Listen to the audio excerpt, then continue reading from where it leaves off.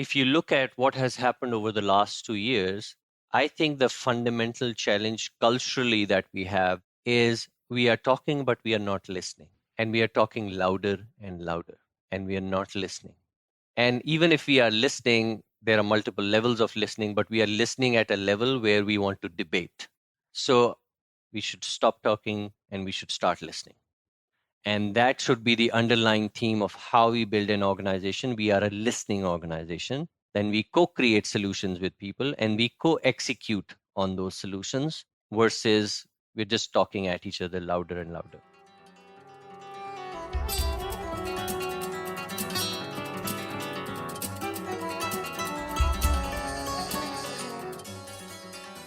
Welcome to the Cultural Agility Podcast, where we explore the stories of some of the most advanced intercultural practitioners from around the world to help you become culturally agile and succeed in today's culturally complex world. I'm your host, Marco Blankenberg, International Director of KnowledgeWorks, where every day we help individuals and companies achieve relational success in that same complex world. Welcome, everyone, to this podcast episode. We have already reached beyond our first 10, and we keep on finding fascinating, interesting people to interview. And today I have the privilege to be in the studio, in the virtual studio, with a dear friend and incredible professional in the DEI space, Hasan Rafiq. Thank you, Hasan, for joining. It's been a number of years in the making to finally have a conversation about your journey in cultural agility. So thank you for joining. Thank you so much, Marco. Thank you for having me. Yeah, and Hasan, I was looking it up actually because we've been doing so many things together over the years, and I think you joined a certification already back in 2012. So 10 years working together. I had the privilege of meeting you in Dubai. And one thing that struck me from the beginning, you're an incredible keen learner. And that has accelerated you in, that's what this podcast recording is all about today, just to hear that story, because I think it's a beautiful story.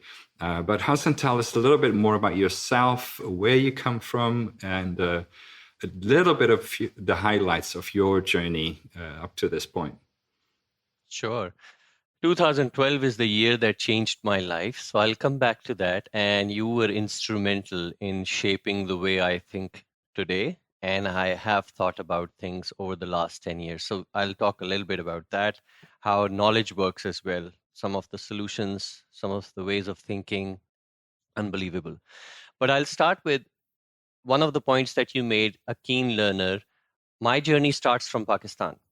So I started working for Ernst & Young in Pakistan. That was about, I think, almost 15, 16 years ago. And at that point in time, I was a HR practitioner. And I had never, ever thought about diversity or inclusion.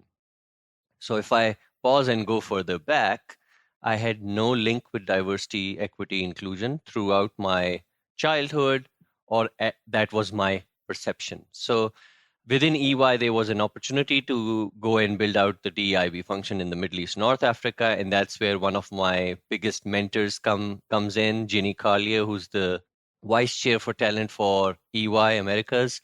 And she said one thing to me during an interview process that, you understand what DEIB is, but you haven't discovered it yet.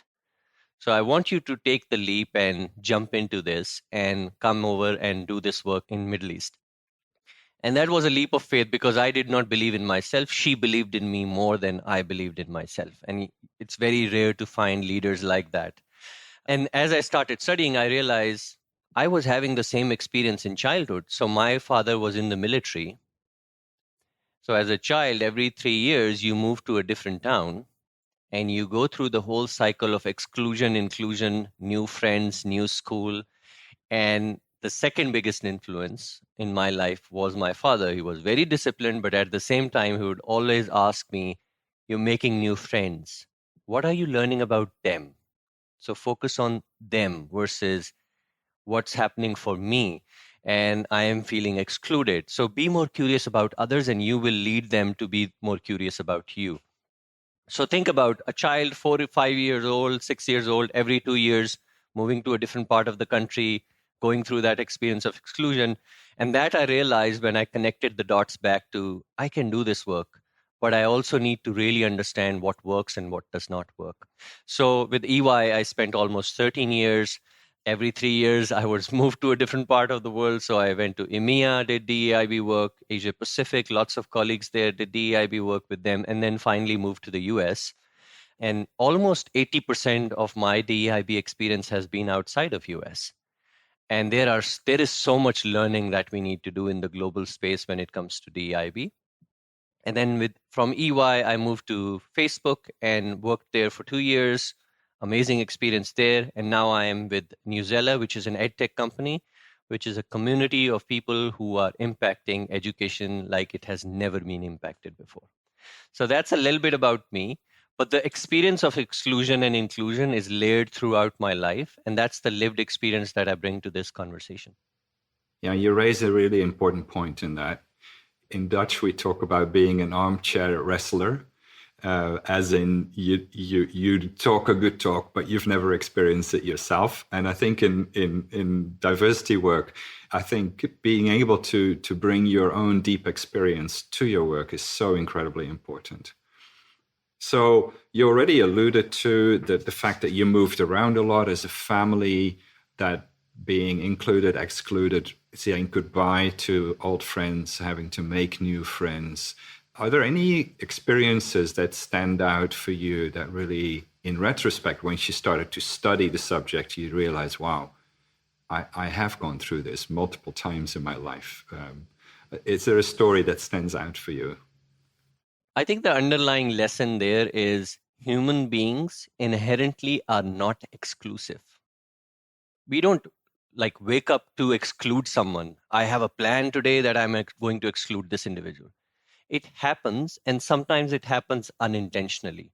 So I do a lot of coaching as a certified coach. I was coaching a very senior leader, and his style was very, very direct.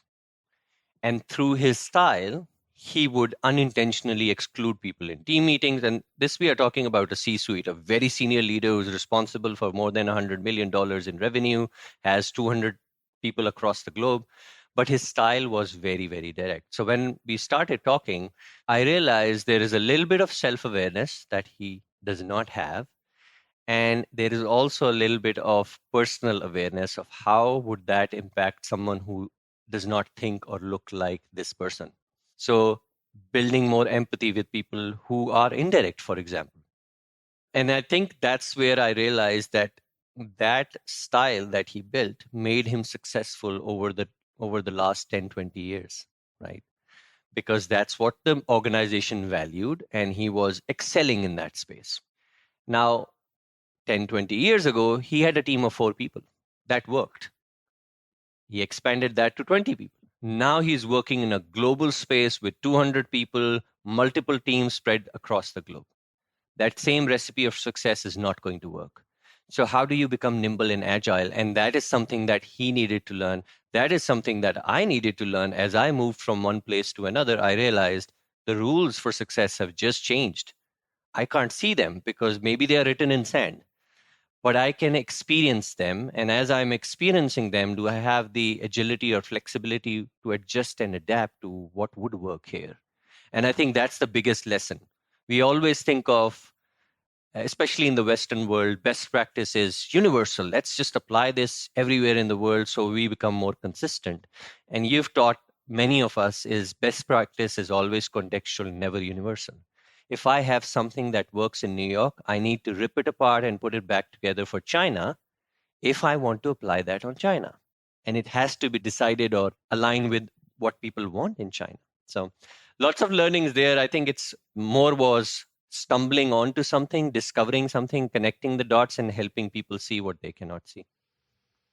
Now, Jeannie, all those years ago, challenged you to dive into a DEI type of work. It's not guaranteed that you're actually going to embrace it, that you're going to love it, that it's something that is, for you. Is there any moment where you said, wow, I didn't know this world, but I want to continue this for the foreseeable future in terms of my career. So this is the thing about Ginny. She's not only a mentor, she becomes the sponsor, she becomes the coach, and she's fully invested in you. So I had multiple conversations of, we're trying to do this globally. We are sitting in the Middle East, and now we moved to US, and now we are doing it for global accounts.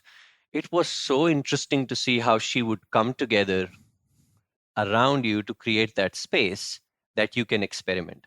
So there were conversations about, well, I've done this for 4 years and I think I've made an impact. Now I need to move to HR. And she would always say, no, what you would do in DEIB over the long run, it would be much more impactful than it is going to be in HR. So stick to it, build further solutions. And the other thing very unique about her as a leader was she gets the what I call invisible diversity. So she is very, very curious about, yes, we structure diversity in a certain way, gender differences, racial differences, other differences that we can see, which are the visible differences. But she was very, very curious. And it was also because she moved across the globe. She learned about some of this on how people engage. How can we look at the whole person and their whole diversity in one go versus saying I need to be more careful if I'm talking to women or if it's a racial conversation. It's about the whole person. And I think she was the one really focusing on how do we bring all of those, because that's the future and the future is already here. We are working globally with people from across the globe. We need to understand their stylistic, language, cultural differences because that makes them the whole. And I need to be curious as a leader to learn about those differences. So there were multiple occasions where we would have easily said, you know what, now is a good time to switch and go into HR, but I stick to it because of the influence that Ginny had. And I also was seeing a lot of impact of voices from the rest of the world impacting and shaping the DEIB conversation that's mostly originating from the Western world. Right, right. And we'll come back to your innovation as a person. I've seen you continuously be very innovative, but we'll come back to that. In 2012, we met and you took the plunge to join what in KnowledgeWorks we call the Intercultural Intelligence Certification. You were already in the DEIB space. What motivated you to join back then, and what did it do for you? How does it impact your life? So for those of the listeners who don't know about Middle East is by far the most diverse place in the whole world.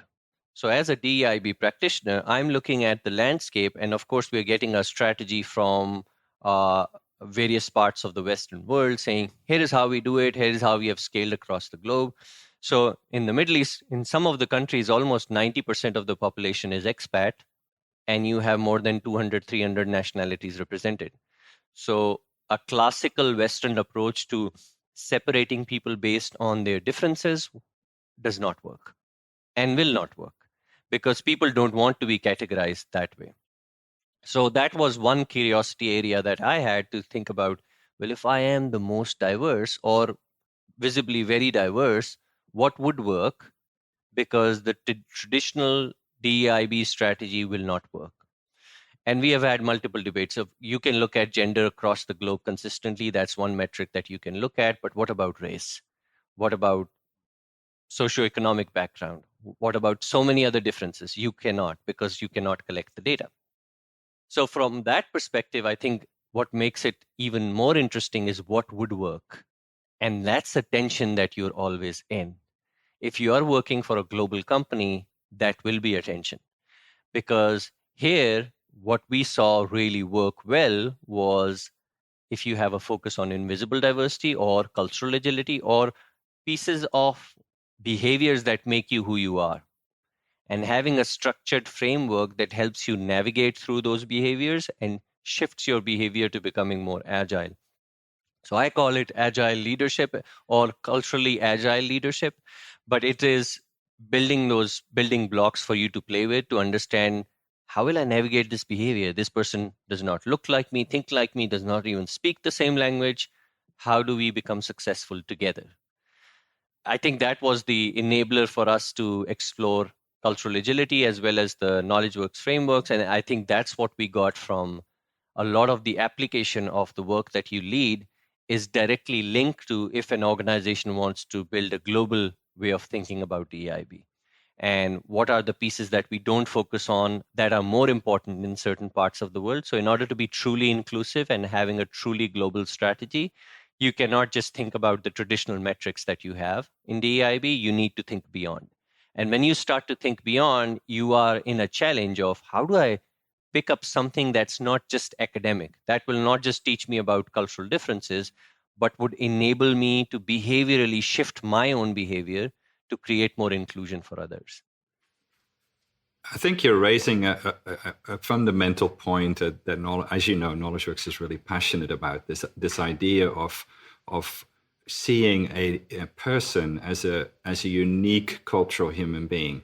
I was talking to one of our practitioners in North America, and I asked him, so what was profound for you as you went through the certification? And he says, well, I walked away with the undeniable conclusion that any moment where ethnicity or race is at play is inherently an intercultural situation.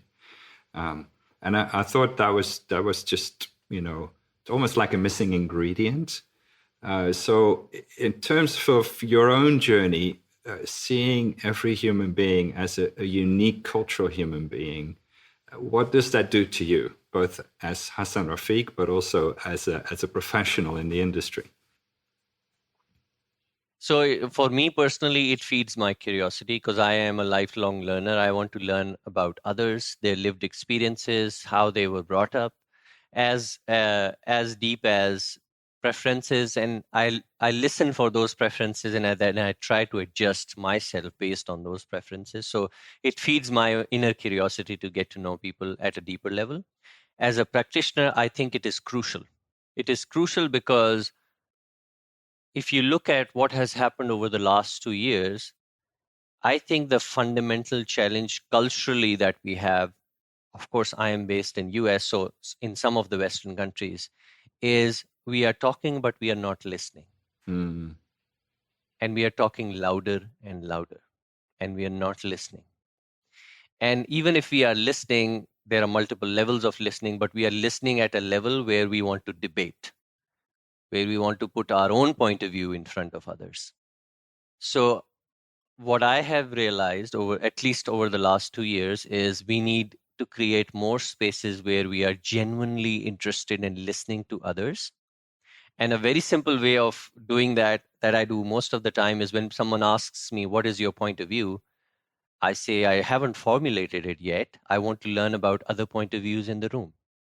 I want to create the space for others to speak up. Because the reality is, and I've observed that, if you are a senior leader and you put your point of view first, you will find a lot of alignment, which is not culturally agile enough because it does not align with people who may believe in hierarchy or people who may be shamed by this point of view. They might just be silent, but those who are very aggressive and active would be agreeing with it or debating it. So over the last 2 years, primarily what I've realized is we need more spaces for understanding, for connecting, for deeply listening, and setting aside a little bit our own point of view to explore the other possibilities. I think, reading a book which you had recommended or I had recommended you. I don't know. It was by Adam Kahane, and he focuses a lot on generative listening. What are the possibilities? We are here together. Do you want a from and to answer, or what is possible? And I try my best to do that because that opens up people to speak more, share more, and they have a deeper connection with you. They would come back to you more often than they go to others because they feel that they have been seen, heard, and valued. I think that's the missing piece. We keep on hearing these three words, but very few leaders are able to create the space where people can be seen, heard, and valued, and naturally inclusive.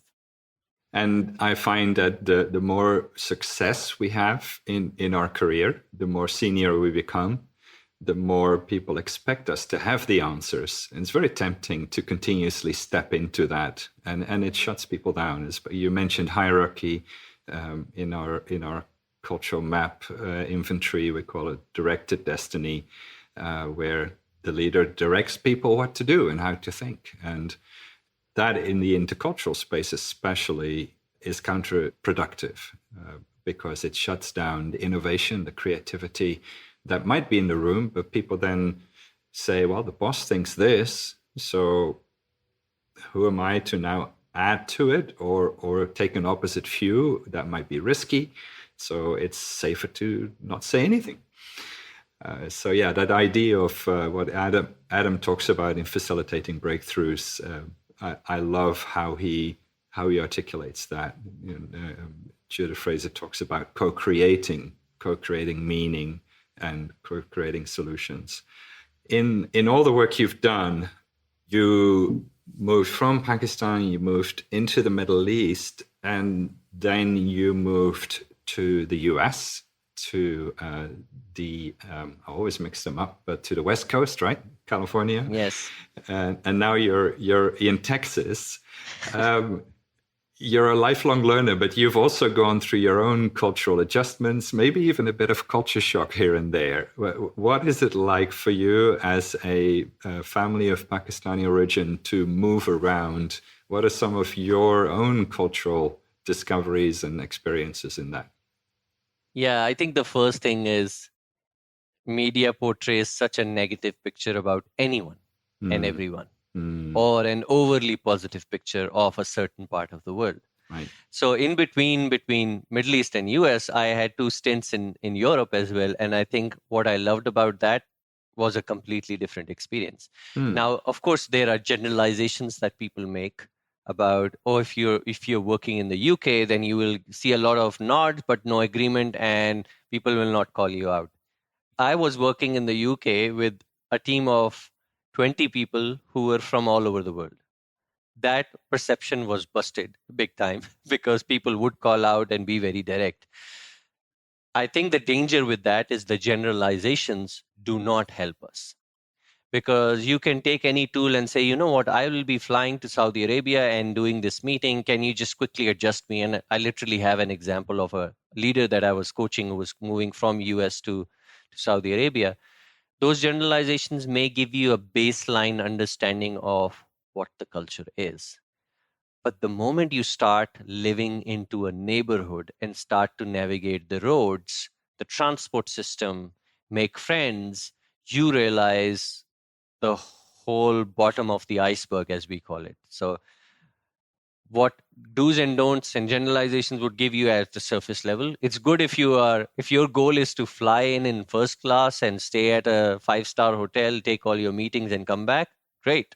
Just take that because you're not interacting with the community.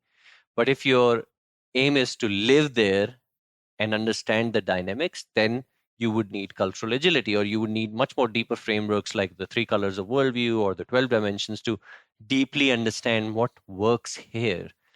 And your own agility is built with that if you allow it.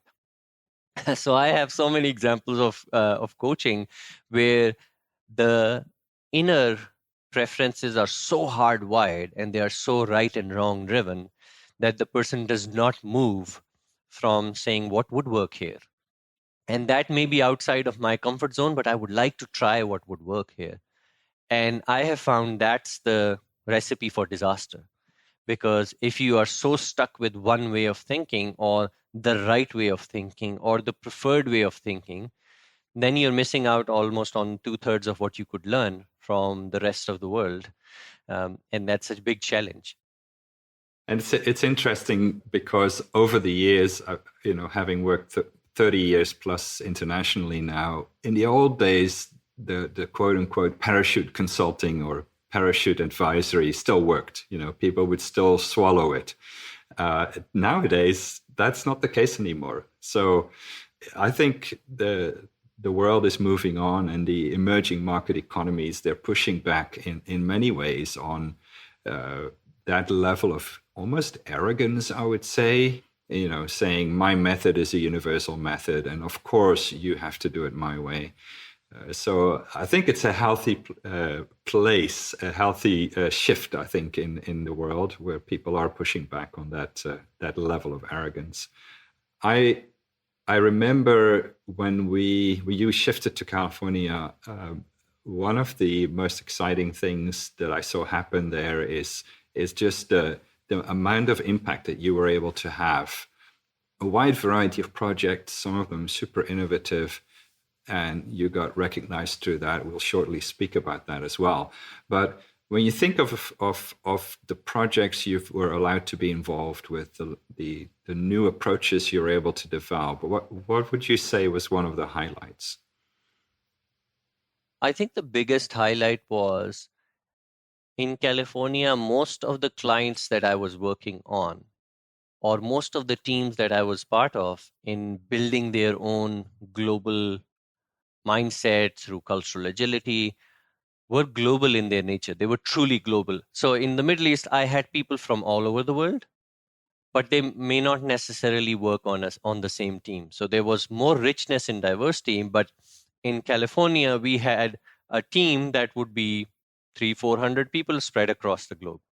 But the client is originating from California. So that was different. So there was a truly global nature of looking at how do we build trust globally? How do we execute with speed globally? How do we work with the shared service center really well? How do we make sure that we have practitioners spread across the globe who are enabling this mindset at every level of someone's career journey? I think that was game changing because then you could scale a lot of what this work can do for you.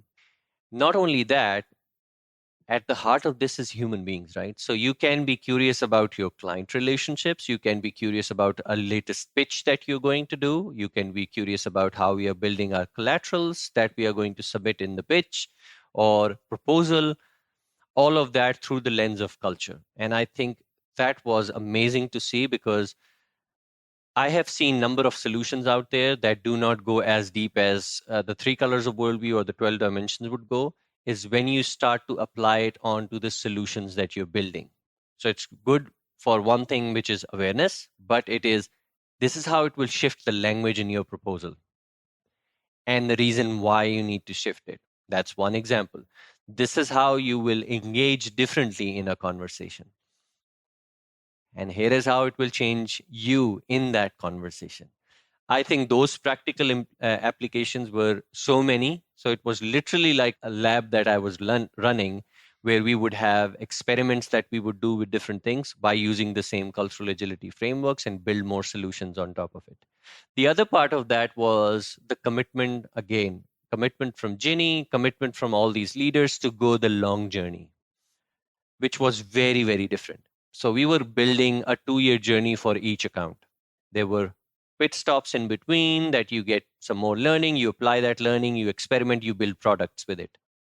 And that product space is completely missing this whole discussion around how do we build for the globe, because it has also been tied to the DEIB journey. So if you're building for the globe, you just need to look for the physical, visible diversity, and you should be fine.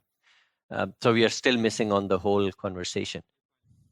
And if I can just inject there, because you're landing on something that is easy to miss, and that is that DIB work has a tendency to just be focused on the internal relationships within the organization. Very few dare to say, no, this actually has a direct impact on relationships with clients, with suppliers, with major stakeholders in the market.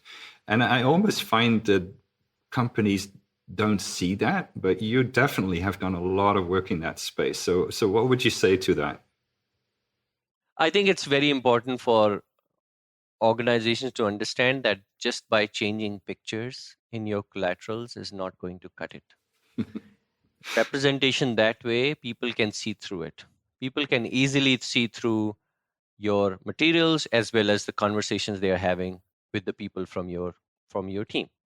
What we do need to do is to step back and say, if we are building a product for the globe, for the world, what does the representation look like for people who are building it? That's number one. Is DEIB going to be embedded from the first step, or will it be after we are done, we'll put it through a DEIB review? There's not much you can do after that. because the ship has already left. And then the third piece is, do you have leaders who understand the economics of this? Because if you're doing it just for more sales, yes, that could be a goal. But if you do it right, you will be able to see the sales that you have never seen before. And you need to take the risk to go down that path. It will take longer, it will be harder, but the return on that, you'll be amazed to see that return. And I think in some cases, what I'm seeing is organizations that are originating from the eastern part of the world are doing this really, really well. Because what they are doing is they are understanding what works in the biggest market of the world, at least for now, that is US. And how can we deeply understand why that works, and how do we walk backwards and build solutions that are going to work there?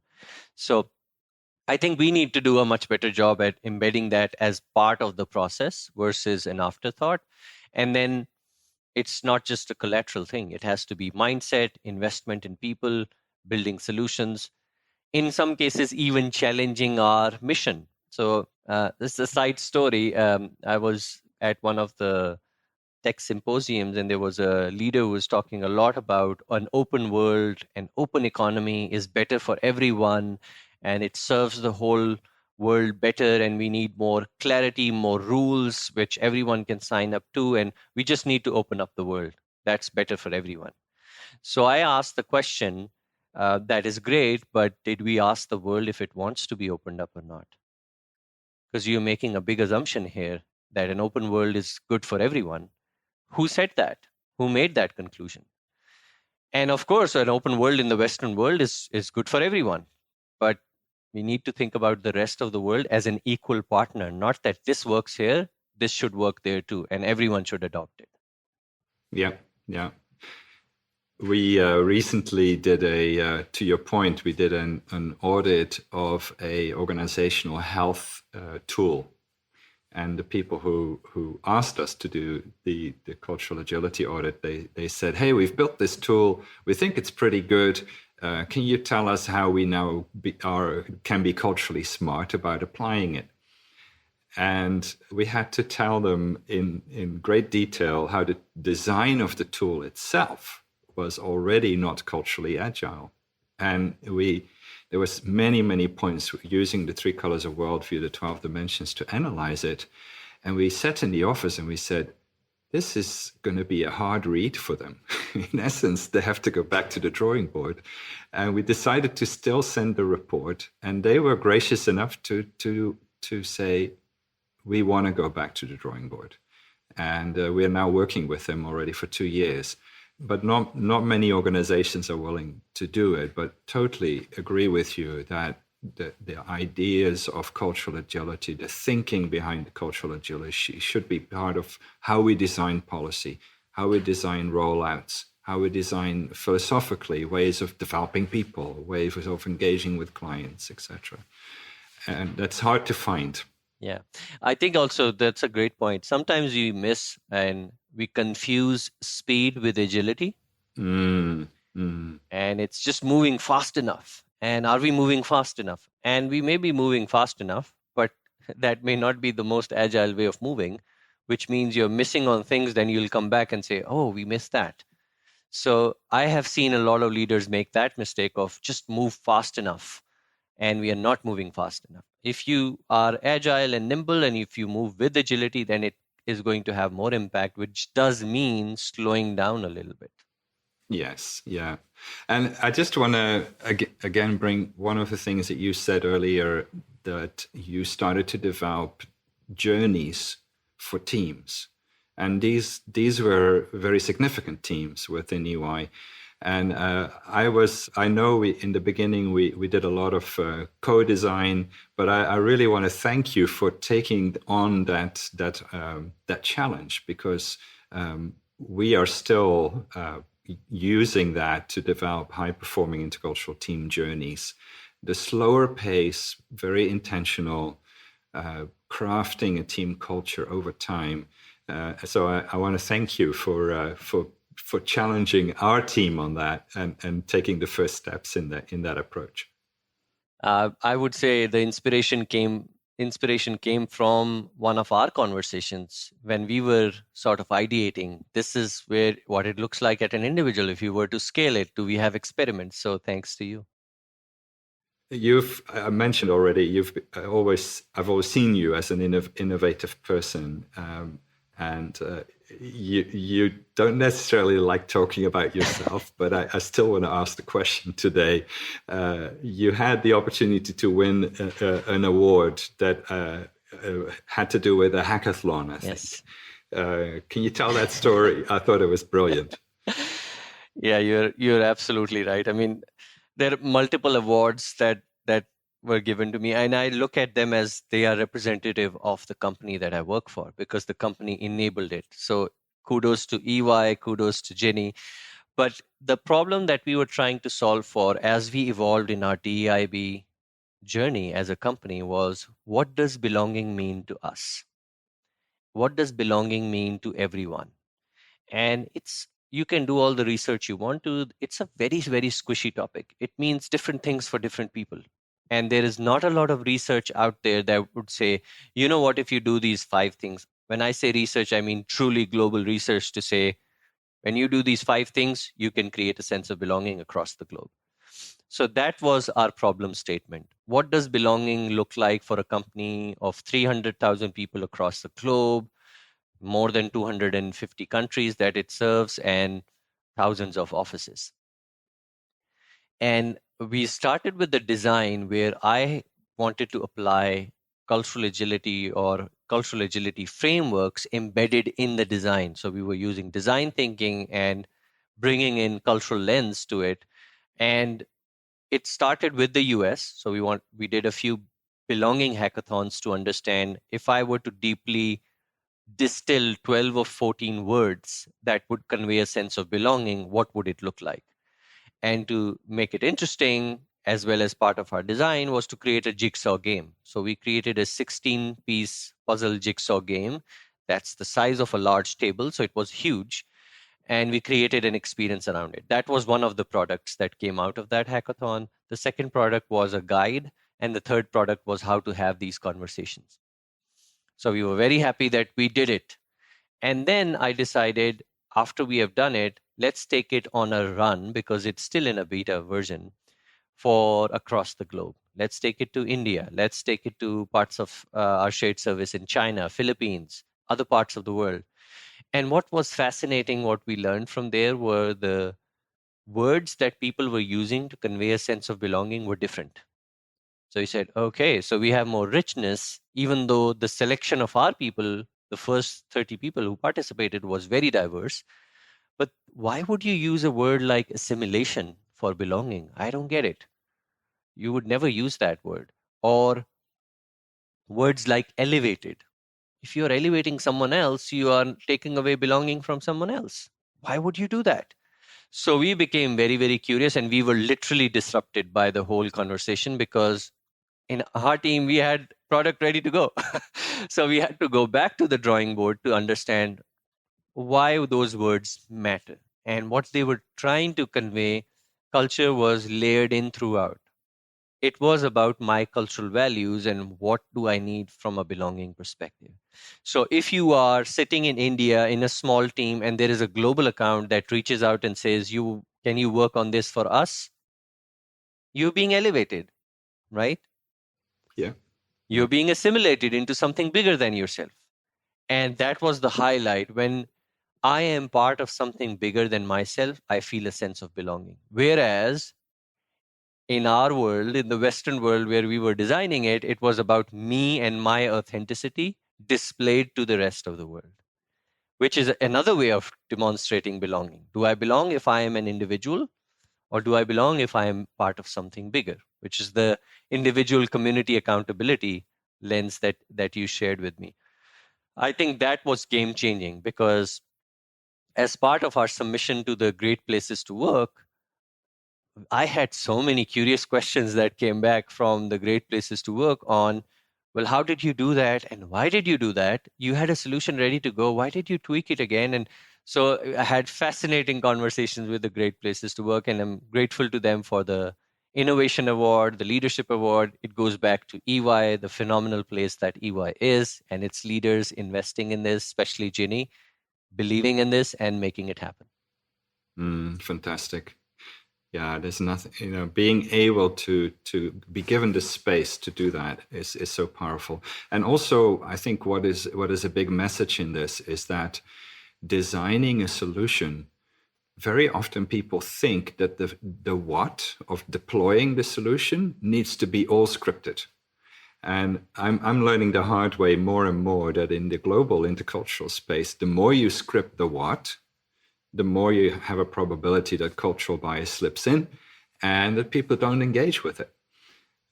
So this, what you just shared, is a great example of going slow and being a cultural learner when it comes to the what, and maybe sometimes not even scripting the what, but more focus on a well-designed journey that creates meaning and healthy conversations and purpose for the people that are engaging in it. Now, you have moved into quite a few big spheres. So the large financial advisory firms, the Silicon Valley with Facebook, and now you've drifted into tech ed, as they call it nowadays, a fast-growing industry, especially catapulted because of COVID. You already mentioned that education has been a passion of yours even before joining EY. So joining a TEDx firm, tell us a little bit more about what they do, but why did it appeal to you? Is this going back to your first love? What makes you get up in the morning working for a TEDx company, and what do they do?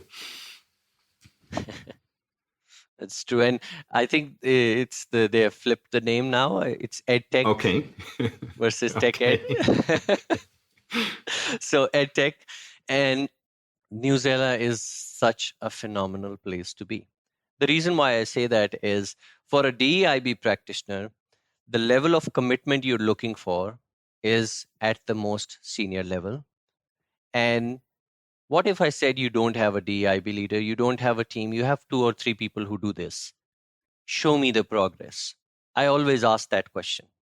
What is happening right now? And I was just blown away by the progress that Newsela was making in the DEIB space. If I talk in terms of representation and numbers, I have never seen more than 40% BIPOC representation, which is in the product and technology departments anywhere in any other tech company.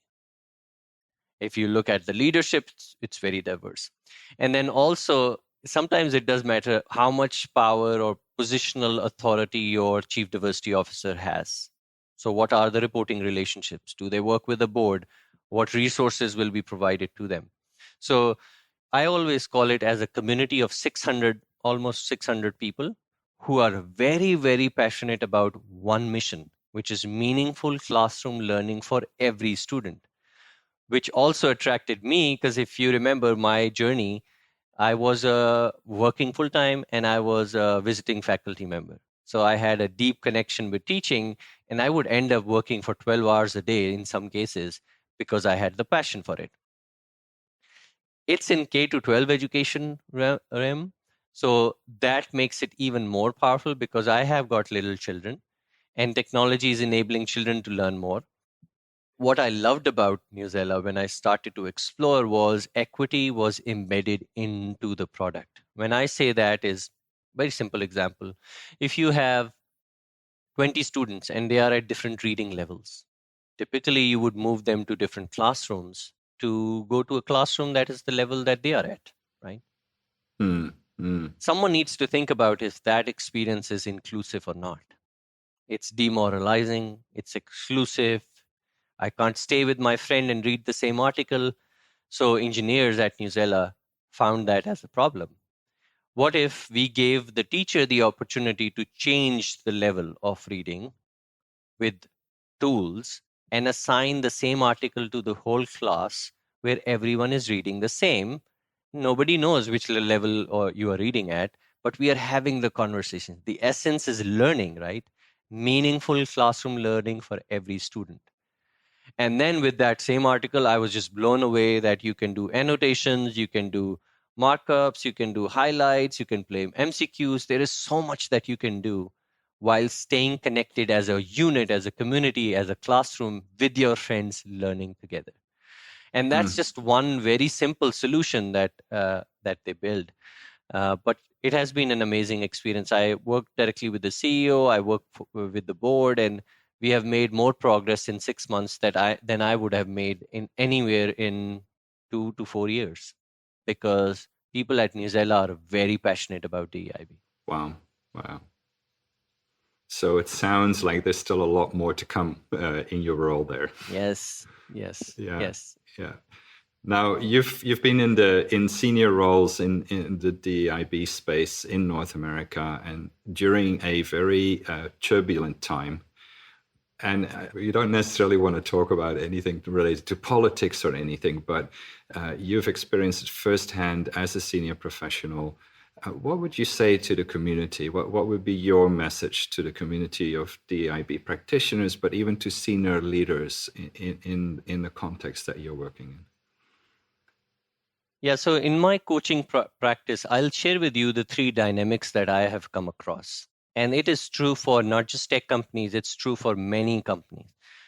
The C-suite, when they engage with their people, there is a little bit of inside out work that they haven't done, which means, what's your connection with DEIB? And we haven't formulated our thoughts on it. That's just one example. But the dynamics that are at play, number one, it's becoming more and more call out and cancel, and the gap between the call out and cancel is very small.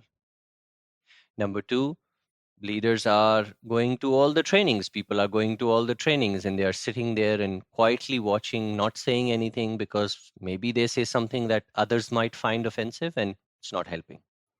So I am not having the space to think it through. And the third one is, literally, I have seen this, is people are walking on eggshells.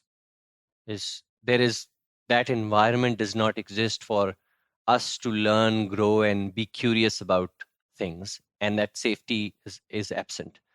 So for practitioners, how do we create that safe space for that inner work to happen? And a lot of the work, and in my coaching practice that I do, is, what is your DEIB narrative? Have you thought about it? If you haven't, you need to formulate, because you will be in a town hall, you will be in an all hands, you will be addressing people, and someone might ask you, what's your own personal journey on DEIB? You need to have a formulated response. You need to do that work. You need to build your narrative. The second is, how do we create a space for leaders to think through some of the things versus saying, here is my comms, I'll send it to the comms person, they have a DEIB person there, they'll tweak it and I'll be safe. That's not going to work. So for that, we built a coaching for inclusion program, which is bringing in a deep DEIB expert and a credential coach, marrying them together and having sessions with senior leaders to do some of the inner work so that they are much more prepared and they're not scared of the conversation. Sometimes when you are at that level, it's all about, I don't want to say something and then lose everything that I've built over my career just because of one sentence. So that work is very, very powerful. And the third piece, I think I would recommend all practitioners to start creating more safe spaces for multiple point of views to be discussed. And I'll bring it back to the earlier point that I make. We should stop talking and we should start listening. And that should be the underlying theme of how we build an organization. We are a listening organization. Then we co-create solutions with people and we co-execute on those solutions versus we're just talking at each other louder and louder. Right. Yeah, and one thing I've noticed in that as well is that it's very tempting to focus on the problem and put the problem at the center. And creating a safe space, I think one of the secrets to that is to actually be committed to the relationship first and foremost, as opposed to the calling out and like you said, walking on eggshells happens because we're so problem-centric that we're afraid that we will break something, as opposed to being totally committed to relationships. Well, time is just flying here. I was discussing this conversation with our team, and our communication manager said, well, if you need 2 episodes, let's make it 2 episodes. So maybe we need to do that at one point, because there's so many more deeper questions I would love to ask as one practitioner to another. But as we wrap up today, you always have an incredible number of ideas. From what you shared in your new role at Tensila, there seems to be a lot of space and a lot of commitment and endorsement from senior leaders with direct access. What do the next 5 years look like for you? What are some of your dreams and hopes as you go further into your career, into the future? Thank you for that. What I'm trying to do is to be truly global. When I say truly global, I'm still learning what that looks like, even though 80% of my experience has been outside of US. There is an opportunity for us to build solutions in the DEIB space that actually work and are not performative. By that, what I mean is the difficult work that we need to do is to create a culture of inclusion. And a culture of inclusion is very basic to humanity. It is powered by empathy, curiosity, and builds relational capital. I think we need to go back to our basic humanity while we are working for other organizations, and bring back that humanity into those organizations where we are having more conversations, where people are not offended. They are asking powerful, curious questions to help you see where you are. And I think the biggest part of that is for us to trust that the squishy work actually helps. It may not be pretty from a data perspective. It may not be as robust as from an analytics you can see engagement is going up, but it directly contributes to all of those metrics. And how do we create that space where you are literally building leaders that will be truly successful in anywhere in the world if they were to go on an assignment tomorrow? So that's one. The second part of it is how we are building our families. If we are giving our children the opportunity from early childhood to be disrupted first and then disrupt others, that's an opportunity for building a truly global citizen who can be successful, who understands the nuances of different parts of the world, and you're shaping their experience in a way that will help the global society as a whole. Right now, I think the most opportunities that we have is to enable that kind of environment for our children so that the next generation is much more aware of the differences. More than that, they can nurture an inclusive environment and they don't need training on it. Yeah. Yeah, and that last point, I mean, that's a conversation in and of itself. Raising cross-cultural kids or third cultural kids. There's close to 300 million of them around the world. And I think, they could potentially be the world changers of tomorrow. So doing the work in the education space that you guys are doing at Tensila, that we are able to do with culture in the classroom programs for global leadership, for teenagers, for young people, I think is such an important point. But that would be for another conversation, maybe. Thank you so much, Hasan. I've always enjoyed the conversations we've had over the years. I've been inspired by your career, by your deep desire to learn and to actually turn that learning in tangible solutions that make a difference. So thank you for joining us today. For those of you who want to connect with Hasan, details of how to do that will be in the notes of this podcast. And I do hope you will reach out. There's so much more that we could have talked about, Hasan, so many more insights and great ideas that you have. So anybody who wants to reach out, please do so. And thank you for joining us today, Hasan. And thank you for our listeners for joining us on this podcast. Thank you so much. Thank you, Marco. Thank you so much for joining us for this episode of the Cultural Agility Podcast. If you enjoyed today's episode, share it with someone. The best way to help us out is by leaving a review on your favorite podcast app or channel, or forward and recommend this podcast to people around you. As always, if any of the topics we discussed today intrigue you, you will find links to articles discussing them in greater depth in the podcast notes. If you would like to learn more about intercultural intelligence and how you can become more culturally agile, you can find more information and hundreds of articles at knowledgeworks.com. A special thanks to Jason Carter for composing the music on this podcast, and to the whole KnowledgeWorks team for making this podcast a success. Thank you, Nita Rodriguez, Ara Azizbakian, Rajitha Raj, and thanks to Vip and George for audio production, Rosalind Raj for scheduling, and Caleb Strauss for marketing and helping produce this podcast.